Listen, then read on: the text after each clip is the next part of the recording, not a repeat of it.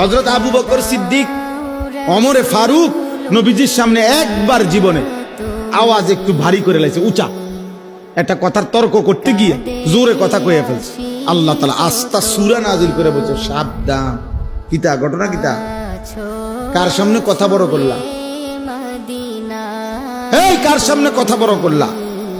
সরাসরি আবু বকর ওমরের মতো সাহাবীকে বলছে, শোনো, বেখেয়ালিতে এমন ভুল করো না যে ভুলের কারণে হতে পারে সারা জিন্দেগীর আমল একসাথে শেষ হয়ে যাবে। আন তাহবাতা আমালুকুম ওয়া আনতুম লা তাশউরুন, অথচ টেরও পাইবে না।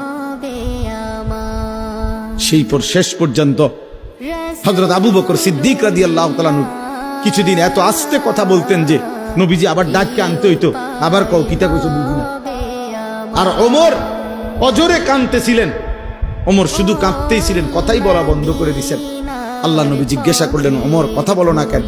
বলতেছি, ইয়া রাসূলুল্লাহ, আমার আওয়াজ কোনোভাবেই ছোট করতে আমি পারি না, আমার আওয়াজটাই বড় হয়ে যায়। আল্লাহ তো আমার জিন্দেগীর আমল বরবাদ করে দিবে, আপনার সামনে যদি কথার আওয়াজ বেড়ে যায়। কি পরিমাণ ফিকির করছে দোস্ত, সাহাবাই কেরাম এমনিতেই হইছে। আখিরাত এত মামুলি মনে করে ফেলছেন আপনারা, আখিরাত মামুলি।